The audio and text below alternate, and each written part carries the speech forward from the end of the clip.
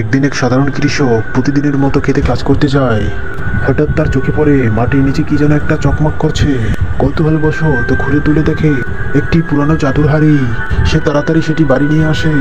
পরদিন পরীক্ষার ছলে হাড়ির মধ্যে অল্প কিছু টাকা রেখে দেয়, কিন্তু সকালে যা দেখে তাতে তার চোখ কপালে উঠে যায়। অল্প কিছু টাকা অনেক গুণে বেড়ে গেছে। সে খুশিতে আত্মহারা।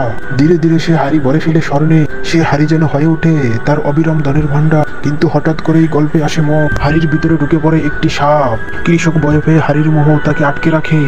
যদি তুমি জানতে চাও পরের দিন সকালে কৃষক হাড়ির মুখে কি দেখলো, তাহলে চ্যানেলটি সাবস্ক্রাইব করো আর একটি লাইক দিতে ভুলো না।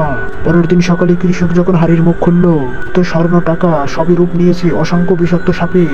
তারা কৃষকের দিকে ছুটে আসে। সে প্রাণপণে পালায়। সেই গ্রামটি ধীরে ধীরে সাপে পরিণত হতে থাকে। গ্রামের মানুষগুলো সব পালিয়ে যায়। ভয় আতঙ্ক আর বিষে ঢেকে যায় গোটা পরিবেশ। শেষমেশ কৃষক বুঝতে পারে এই হাড়ি কোনো আশীর্বাদ নয়, এটা ছিল এক ভয়ঙ্কর অভিশাপ। সে চুপচাপ হাড়িটি আগের জায়গায় ফিরিয়ে দিয়ে আসে। তার সব ধন সম্পদ হারিয়ে যায়। সে আবার হয়ে পড়ে সেই আগের গরিব কৃষক।